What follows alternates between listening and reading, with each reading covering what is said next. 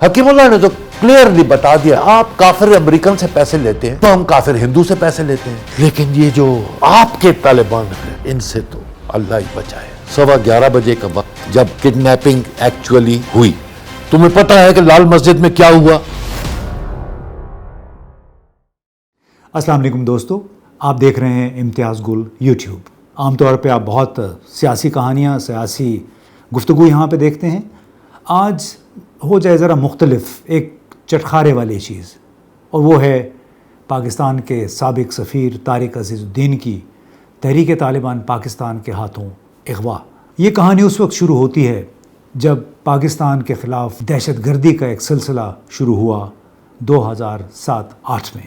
پاکستان کے خلاف proxy terrorism یعنی مقامی سہولت کاروں کی مدد سے دہشت گردی کا جو سلسلہ 2007 میں شروع ہوا، اس کا نقطۂ آغاز لال مسجد اسلام آباد میں آپریشن تھا ان دہشت گردوں کے خلاف جنہوں نے یہاں پہ پناہ لے رکھی تھی۔ ٹی ٹی پی بنیادی طور پہ ایک پراکسی ٹیررسٹ آؤٹ فٹ تھا۔ فروری 2008 میں پاکستان کے افغانستان میں سفیر طارق عزیز الدین اس پراکسی ٹیررسٹ گروپ کا پہلا نشانہ بنے۔ کیسے نشانہ بنے؟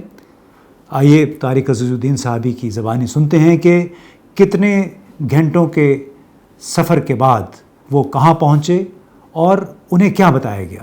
صبح 10 بجے میں اپنی بیٹی کے گھر سے پشاور سے روانہ ہوا، اور لنڈی کوتل سے تھوڑا پہلے ایک جگہ ہے علی مسجد، وہاں پر جہاں پہ سڑک میں تھوڑی سی تنگی آتی ہے، وہاں پر ایک ڈبل کیبن پک اپ سڑک کے بائیں ہاتھ پہ کھڑی تھی، اور کچھ یہ مجاہدین اس کے ساتھ کھڑے تھے۔ تو اچانک میرا ڈرائیور جو ہے اس نے گاڑی روکی، اور وہ مجاہدین جو ہیں انہوں نے، ڈرائیور نے تو گاڑی ایسے کر کے سڑک کے درمیان کھڑی کر دی، اور وہ مجاہدین دوڑ کے ہماری گاڑی کی طرف آئے، اور ہمارے تینوں دروازے، ڈرائیور کا دروازہ، میرے گن مین جو فرنٹ سیٹ میں بیٹھا تھا اس کا دروازہ، اور میرا دروازہ، تینوں نے اکٹھے کھولے اور ہمارے کالروں سے پکڑ کے ہمیں گاڑی سے باہر نکال دیا۔ اور اتنی جھٹکے میں انہوں نے یہ کام کیا کہ میرا خیال 40-45 سیکنڈ میں پوری کڈنیپنگ اوور ہو گئی، اور ہم ان کی گاڑی میں بیٹھ کے ایک بیابان کی طرف سفر کے لیے چل پڑے۔ گاڑی سے اتارتے وقت میں نے ان کو کہا کیا کر رہے ہو بھائی، کون ہو تم لوگ؟ تو ایک نے آ کے وہ رائفل کی بٹ میرے سر پہ یہاں پہ ماری، اور میری اینک گر گئی، تو اس کے ساتھ میں زیادہ انسلٹ ہوا، تو میں نے اس کو پھر ڈانٹا، تو اس نے پکڑ کے ایک دفعہ پھر مار دیا۔ اب بتاؤ، تو وہ مجھے نہیں پتہ چلا کہ یہاں پر کٹ پڑ گیا تھا بہت ڈیپ، اور اس میں سے پھر اگلے 2-3 گھنٹے کے لیے اتنا خون نکلا کہ یہ میرا سارا سینہ خون سے بھر گیا تھا۔ ہیڈ وونڈ سے نارملی خون زیادہ نکلتا ہے۔ تو جب انہوں نے اپنی گاڑی میں بٹھایا، اپنی ڈبل کیبن پک اپ میں، اور ان کا ایک ڈرائیور میری گاڑی میں بیٹھا اور وہ پیچھے پیچھے آنا شروع کیا، تو ہم سڑک سے بالکل ایسے اتر گئے جیسے سیڑھی سے آدمی اترتا ہے، اور ایک نہ ادھر راستہ، نہ ادھر کوئی کسی گاڑیوں کے ٹائروں کے نشانات، کچھ بھی نہیں، لیکن ہم اس پر چل پڑے، اس غیر آباد پہ، اور چلتے ہی گئے۔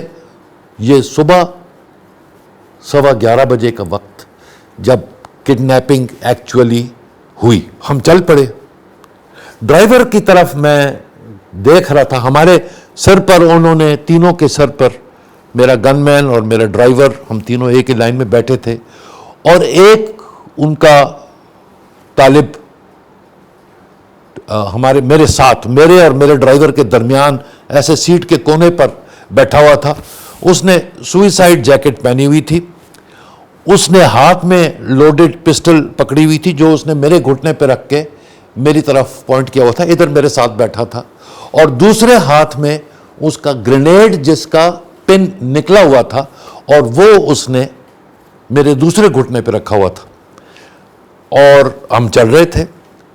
چلتے وقت مجھے محسوس ہوا کہ میرے پیر جو ہیں وہ کچھ زمین پر سٹیڈی نہیں ہے. مجھے ایسا لگتا تھا جیسے زمین میرے پیروں کے نیچے ہل رہی ہے.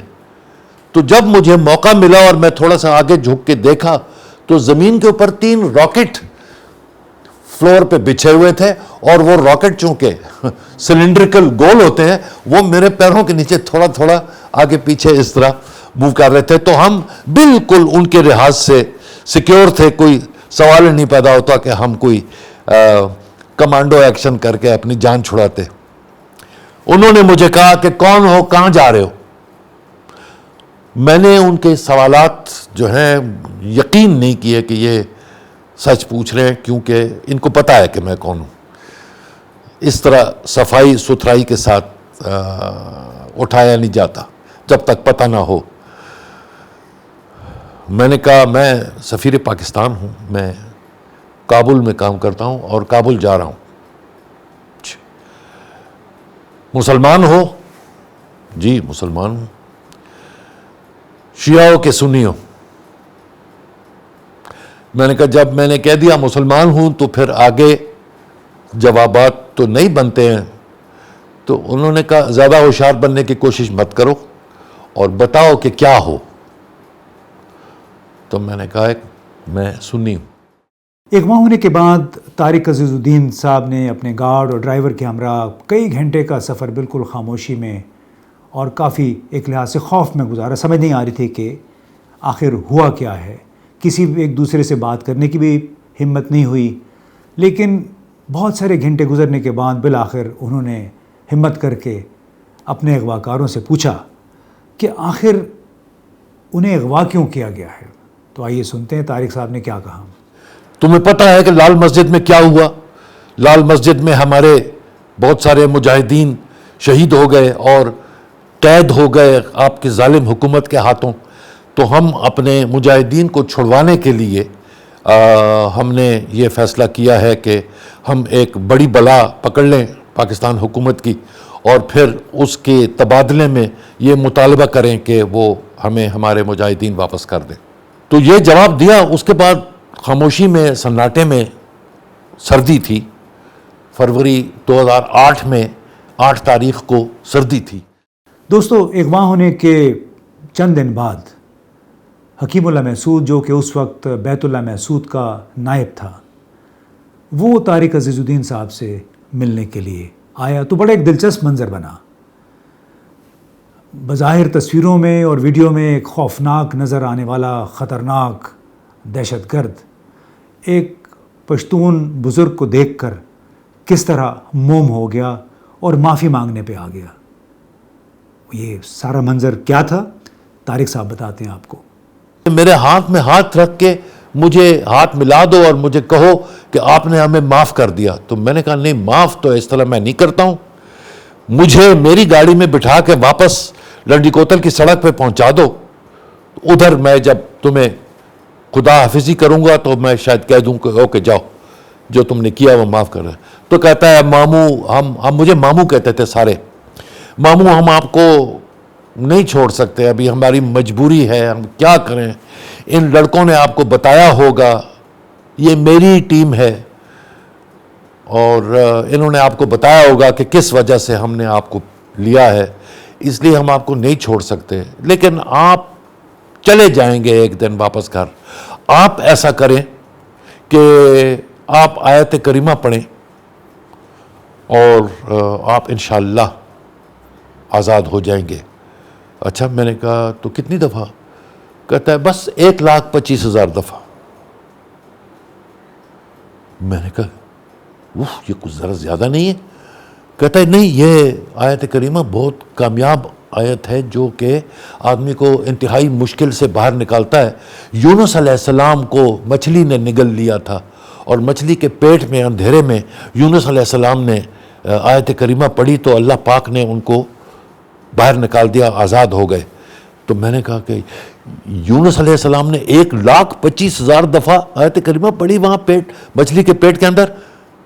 مجھے کہتا ہے وہ پیغمبر تھا, اس کو 1,25,000 دفعہ نہیں پڑھنی پڑی, وہ 6-7 دفعہ پڑھی اور وہ باہر نکل گیا.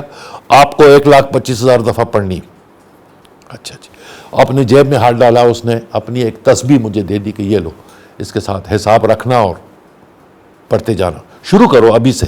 بہرحال وہ گرتے گرتے ہم نیچے پہنچ گئے پہاڑی کے, اور وہاں پہ ایسی گاؤں, چھوٹا سا گاؤں سا قصبہ سا تھا. اس قصبے میں ایک صاحب کے گھر کے تہ خانہ, مٹی میں کھودا ہوا تہ خانہ, اس میں ہمیں انہوں نے گھسا دیا. اور بلڈنگ کا جو اس جگہ کا جو مالک تھا, اس کو سب لوگ حافظ کے نام سے پکار رہے تھے. جیسے ہی ہم اس کے کمرے میں گھسے تو وہ کمرہ بڑا عش کمرہ تھا, اس کے دیوار کے ساتھ ساتھ ساتھ ساتھ ساتھ بستر, زمینی بستر پڑے ہوئے تھے, اور ان پہ کوئی 8-10 لڑکے کوئی 12-13 سال کی عمر سے لے کر 18 سال کی عمر تک بیٹھے ہوئے تھے, اور چہرے ان کے ایسے چمک رہے تھے حشاش بشاش. تو میں نے کہا اچھا یہ کون ہے؟ تو کہتا ہے یہ ہمارے فدائین ہیں. ہیلو, کیا کرتے ہیں فدائین؟ یہ اپنی جان کو فدا کرتے ہیں.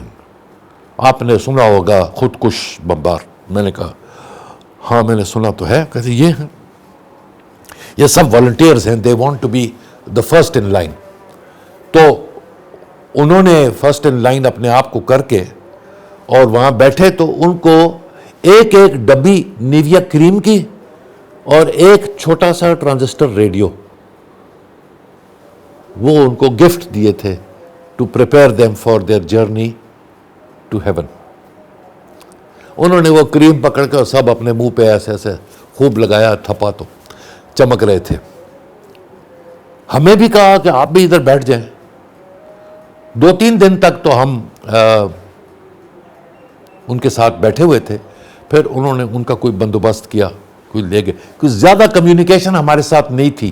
10 گھنٹے, اور آخر میں ایک ایسے ہولناک پہاڑ کے کنارے پر اس پک اپ کو چلا رہے تھے کہ مجھے ایسے محسوس ہوتا تھا, وقت ایسے بھی تھا کہ صرف 2 ٹائروں پہ چل رہی ہے, پھر 3 پہ چل رہی ہے, پھر 4 پہ, پھر 2 پہ, اس طرح لٹکے ہوئے پتھروں کے ساتھ کسی نے ایسے گزارے والی ٹریک سی بنائی ہوئی. اور اس پہ ہم پہنچے ایک گھر پہ, اور وہاں پر خیر سارے اور طالب تھے. انہوں نے ہمارا استقبال کیا اور جلدی سے ہمیں کھینچ کے ایک تہ خانے میں لے گئے. وہ ہماری نئی جگہ تھی. کچھ آئیڈیا نہیں تھا کہ 10 گھنٹے کے بعد تیرا سے آدمی چلے, کس ڈائریکشن میں چلے تو کہاں پہنچتا ہے. آئیڈیا کچھ تھا ہی نہیں, نہ کوئی فیملیئر جگہ نظر آتی تھی, کیونکہ ہم تو بالکل آبادی سے میلوں میل دور چلتے چلتے وہاں پہنچے. باتوں سے سن سن کے اگلے 3-4-5 دن میں مجھے پتا چلا کہ ہم ایک چھوٹا سا گاؤں ہے جنوبی وزیرستان میں, اس کا نام ہے ساڑا روغا. اور ساڑا روغا ایک کپ کے اندر, پہاڑ تینوں چاروں طرف پہاڑ ہیں, اور ایک کپ کے اندر ساڑا روغا نیچے والی زمین پر ہے. اور ہم ان پہاڑوں کے اوپر چند کمرے کوٹھے تھے لوگوں کے, تو وہاں پر ہمیں رکھا گیا. جو ان کوٹھوں کا مالک تھا جس کے پاس ہم ٹھہرے اور یا ہمیں ٹھہرایا گیا, وہ ملنگ اس کو کہتے تھے, اور اس کا اصلی نام فائدہ میر, جس کو پشتو میں پائدہ میر کہتے ہیں. اور اس کا بھائی تھا حبیب الرحمن, وہ چھوٹا بھائی تھا اس کا, اور اس کو وہاں پر ببرے کہتے تھے. تو ہم ملنگ اور ببرے کے قیدی تھے, وہاں پہ ہمیں رکھا گیا. وہاں پر ابھی بتا دوں کہ ہم باقی پوری سٹے 97 دن میں سے 19 دن تیرا میں گزارے. باقی سارے دن ہم نے یہاں پر جنوبی وزیرستان کے ساڑا روغا ولیج کے پہاڑ کے اوپر ہم نے گزارے. یہاں پر بیت اللہ مسعود 2 دفعہ مجھے ملنے آیا. حکیم اللہ مسعود ایک دفعہ پھر, پہلے ادھر تیرا میں ملا تھا, ایک دفعہ پھر یہاں ملنے آیا. اور جو میری گھڑی چوری کی تھی, میں نے اس کے ایک مجاہد کے ہاتھوں پہ دیکھی, تو میں نے اس سے ڈیمانڈ کیا کہ یار میری گھڑی واپس کرو.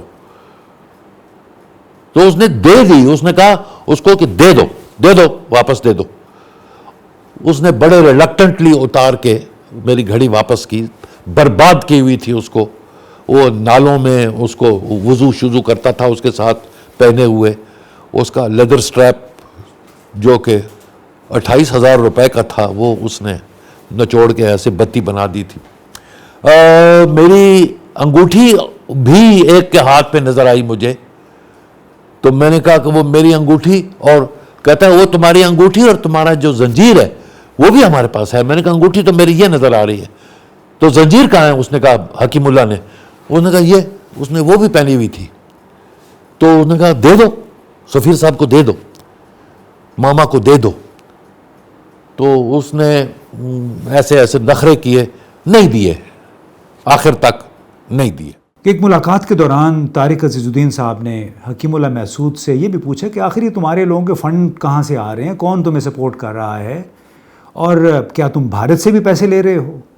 تو بڑا دلچسپ جواب تھا, آئیے سنتے ہیں. دوستانہ رویے کی وجہ سے میں نے کہا یار حکیم اللہ شرم بھی نہیں آتی کہ کافروں سے پیسے لے کے تم اپنے ملک کو مار رہے ہو, توڑ رہے ہو. یہ کس قسم کا جہاد ہے؟ کیوں ایسے جہاد کرتے ہو؟ اور جہاد کے طریقے ہوتے ہیں وہ کر لو, یہ کیوں کر رہے ہو؟ کہا ماما بس مت کرو ہمارے ساتھ یہ باتیں مت کرو, ہم یہ مجبور ہیں, ہم مجبور ہیں, ہم مطالبہ کر کے تمہارے بدلے میں اپنے لوگ چھڑوا لیں گے تو تم اپنے گھر چلے جاؤ گے. اچھا, اس سے آگے وہ نہیں بڑھنے دیتا تھا ڈسکشن میں. پھر ایک دن ایسے ہنگامہ سا مچا, اور میں دیکھتا تھا کہ جیسے ہم اپنے ہیڈ آف اسٹیٹ کو یا ہیڈ آف گورنمنٹ کو پروٹوکول دیتے ہیں شہروں میں, وہ بھی اپنے ہیڈ آف گورنمنٹ کو پروٹوکول دیتے تھے. ایک کارپیٹ جو ان کا رولڈ پڑا ہوا تھا وہ انہوں نے نکالا اور کمرے میں بچھایا, اور اس کے اوپر کھیس بچھائے ارد گرد, اور پھر اس پر ہمیں ڈیکوریشن کی طرح بٹھایا, اور بیت اللہ آیا. بیت اللہ نے کہا کہ میں ماموں کے ساتھ اکیلے میں بات کرنا چاہتا ہوں, تم لوگ نکلو. اس کے باڈی گارڈز بڑے ایسے خونخوار قسم کے لکس بیت اللہ کو دے رہے تھے کہ کیا اکیلی بات کرنا چاہتا ہے کہ ہم نہیں سنیں اس کو. بہرحال اس وقت بیت اللہ امیر تحریک طالبان تھا, اس کی سنی گئی اور وہ نکل گئے تھوڑی دیر کے لیے. اور بیت اللہ نے مجھے پھر معافی مانگی میرے سے, اور بیت اللہ نے مجھے یہ یقین دہانی کی, میرے ڈرائیور اور میرے باڈی گارڈ دونوں میرے ساتھ بیٹھے ہوئے تھے, یقین دہانی کی کہ آپ جلدی گھر چلے جائیں گے, بس چند دنوں کی بات ہے. میں آپ کو بتا رہا ہوں کہ ہم نے ایک فہرست آپ کی حکومت کو دی ہوئی ہے اپنے بندوں کی کہ وہ چھڑوائیں. 12 بندے تھے, لیکن آپ کی ظالم حکومت نے وہ فہرست ہمیں واپس کر دی کہ یہ لوگ تو سوال ہی نہیں پیدا ہوتا کہ یہ آپ کو ہم چھوڑ دیں, کوئی اور نام ہے تو دے دو. تو پھر کہتا ہے ہم نے ایک اور 12 بندوں کی لسٹ بنائی اور ان کو دی. تو انہوں نے کہا کہ ہاں ٹھیک ہے, یہ ملک کے مختلف جیلوں میں مختلف کونوں میں ہیں, اور ان کو اکٹھے کرتے ہوئے 4-5 دن لگیں گے. تو جب وہ اکٹھے ہو جائیں گے تو پھر ہم آپ کو اطلاع کریں گے اور ایکسچینج ہوگی. تو بس 4-5 دن کی بات, آپ انتظار کیجئے. حکیم اللہ محسود نے جس انداز میں طارق صاحب کا جواب دیا, اس سے صاف ظاہر ہو گیا کہ بھارت اور TTP کے درمیان کچھ معاملات ضرور چل رہے ہیں, اور یہ کہ بھارت بالآخر پاکستان کے خلاف ایک سہولت کاروں کا اور دہشت گردی کے اعلی کاروں کا گروہ کھڑا کرنے میں کامیاب ہو گیا تھا. ایک چھوٹا مجاہد جو ہمارا باڈی گارڈ تھا, باڈی گارڈ اور to prevent us from running away, ہم 3 تھے, اور اس نے کہا ماموں خفا مت ہوا کرو, اللہ پاک کے خزانے میں اگر رات کا اندھیرا ہے تو دن کی روشنی بھی ہے, اور ہر رات کے بعد دن آتا ہے. تو اگر آپ پر رات کا اندھیرا گزر رہا ہے تو یہ دن میں تبدیل ہوگا, آپ تسلی رکھیں. Youngster about 18-19 year old. مجھے اس نے یہ نصیحت کی, مجھے اچھی لگی, اور صبر میں تھوڑا سا اضافہ ہوا. تو میں نے پھر بھی تھوڑا سا وہ جو میں لائن لی ہوئی تھی غصے کی, تو وہ لی, تو انہوں نے پتہ نہیں وائرلیس پہ کالنگ والنگ کی, اور وہ چھوٹا امیر آ گیا. چھوٹا امیر آ گیا اور کہا کیا بات ہے. میں نے کہا یار کیا بات ہے, کیا ہے؟ اندھیرے میں زمین کے نیچے بیٹھے ہوئے ہیں, نہ ہم سورج دیکھتے ہیں, نہ ہم باہر بیٹھتے ہیں, نہ کچھ ہوتا ہے. بیت اللہ صاحب آئے ہیں اور وعدے کر کے چلے گئے کہ 4-5 دن میں آپ گھر چلے جائیں گے, اور ہم ادھر ہی بیٹھے ہوئے, کچھ بھی نہیں ہوا. تو انہوں نے کہا کہ بندہ کو تھوڑا سا اپسیٹ ہے. بیت اللہ آ گیا, بیت اللہ آ گیا اور معافیا مانگے کہ ماموں میں مجبور ہوں. انہوں نے ہمیں کہا کہ 4-5 دن لگیں گے لوگوں کو اکٹھا کرنے میں, اور اب زیادہ وقت لگا ہے تو ہم کیا کریں. تو جیسے ہی اکٹھے ہو جائیں گے ہم آپ کو چھوڑ دیں گے, آپ چلے جائیں گے گھر انشاءاللہ. اچھا, میں نے کہا بیت اللہ میں نے تمہیں بدوا دی ہے. او توبہ استغفار, اس نے کان پکڑے. کیوں, کیا بدوا دی ہے؟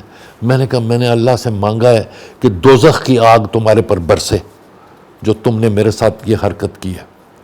استغفر اللہ استغفر اللہ استغفر اللہ. ماموں یہ بدوائیں تو مت دو, یہ تو لگتی ہیں. تو میں نے کہا کہ میرے ساتھ مجھے بھی تو تم نے کیا ہے نا, یہ کیا کیا؟ کتنے دن ہو گئے ہیں, کتنے مہینے ہو گئے ہیں میں یہیں بیٹھا ہوں, تو کچھ تو سوچو نا. تو وہ کہتا ہے کہ اچھا جی بس میں وعدہ کرتا ہوں کہ ہم جتنی کر سکے کوشش تو ہم کریں گے. لال مسجد کے لوگوں کو چھڑوانے کے لیے ہم نے ایک ہائی ویلیو ٹارگٹ پکڑنا تھا کہ اس کے ایکسچینج میں ہم زیادہ لوگ اپنے چھڑوا سکیں گے. تو انہوں نے میری پر قیمت ڈٹرمن کی کہ ایک میرے بدلے میں 12 بندے چھٹ سکیں گے ان کے. حکیم اللہ مجھے زیادہ ایفیکٹو کمانڈر نظر آتا تھا. بیت اللہ کو تھوڑا سا گپلو رولی پولی ٹائپ ایسے تھا, وہ مجھے زیادہ ایفیکٹو نہیں معلوم ہوتا تھا. بعد میں پتہ چلا کہ گوانٹانامو بے سے گزر کے آیا ہے. بہرحال وہ اس کے ساتھ نہیں ہوئی.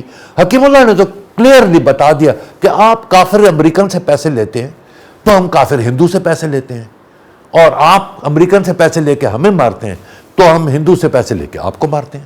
یہ سمپل لاجک, اس کو مشکل تو نہیں ہے سمجھنا. یہ حکیم اللہ نے کہا تھا. تو میں نے اس پر بھی کہا تھا حکیم اللہ کو بھی کہ اپنے ملک کو برباد کر رہے ہو ان باتوں کے ساتھ. تو حکیم اللہ نے بھی اپنا ماتھا جو ہے اپنے گھٹنے پہ مارا تھا اور کہا تھا کہ بس ماموں ہماری مجبوری ہے, ہم کیا کریں. تو بیت اللہ نے کہا کہ تمہارا سامان نہیں دے سکتے کہ وہ بیت المال میں جمع ہو گیا ہے, تمہاری گاڑی نہیں دے سکتے کیونکہ وہ کہیں گئی ہوئی ہے. اچھا, تو وہ ایک ہمارے ساتھ جو گارڈ تھا, جو شروع سے ہمارے ساتھ گارڈ تھا, وہ آیا ہوا تھا. ہی سیڈ کہ میں ماموں کو نہیں چھوڑوں گا جب تک میں دیکھوں کہ تم نے جو اس کو وعدہ کیا ہے کہ اس کو چھوڑ رہے ہو, میں دیکھوں کہ تم اس کو چھوڑو. تو ان کی آپس میں اتنی ڈیموکریسی تھی کہ وہ اس گارڈ کی ضد کو مان لیا تھا, اور وہ بیٹھا ہوا تھا ایسے میرے ساتھ, میرے پیچھے, میرے شولڈر کے پیچھے ادھر بس بیٹھا ہوا تھا وہ. تو اس نے مجھے جب انہوں نے کہا کہ آپ کی گاڑی کہیں گئی ہوئی ہے, وہ آپ کو نہیں دے سکتے, تو وہ کہتا ہے کہیں بھی نہیں گئی, ابھی میں نے صبح دیکھی ہے. جس نے مجھے کہا بٹ واٹ, تو اس نے وہ بھی انکار کر دیا. میں نے کہا اس کے, میرے گن مین نے کہا کہ سر میرا حساب ہوگا, میرے کلاشنکوف میری لے لی ہے تو وہ میری واپس کر دیں. آپ کے پاس تو کتنی کلاشنکوف ہیں, آپ کو کیا ضرورت ہے اس کی. تو کہا کہ کوئی اور لے لو.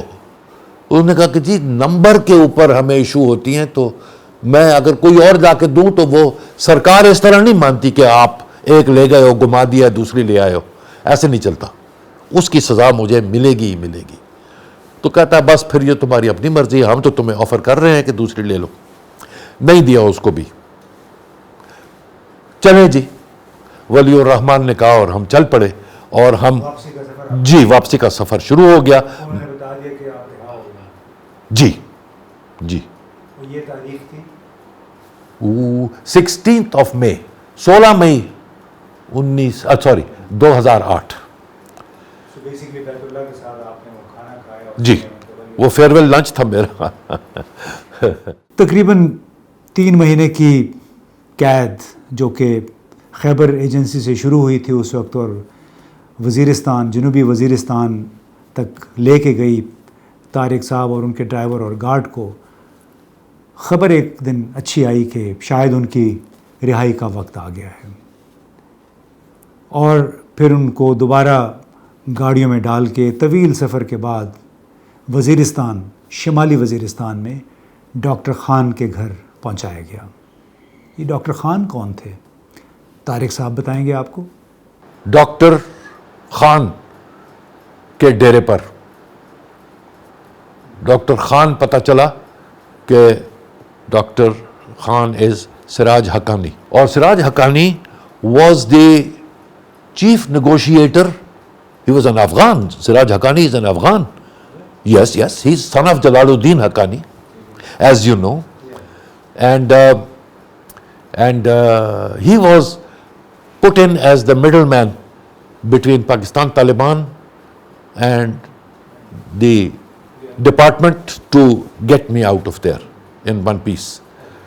And he says to me later on when Maulavi Waliur Rahman, جب وہ چلا گیا وہاں سے مولوی ولی الرحمان، تو مجھے سراج نے کہا کہ کہتا ہے میں نے زندگی میں بہت مشکل لوگ دیکھے ہیں، جو بات نہیں مانتے ہیں، جو ضدی ہوتے ہیں، جو اڑ جاتے ہیں، جو ہر قسم کے لوگ دیکھے ہیں. میرا مشغلہ یہ ہے، لیکن یہ جو آپ کے طالبان ہیں ان سے تو اللہ ہی بچائے.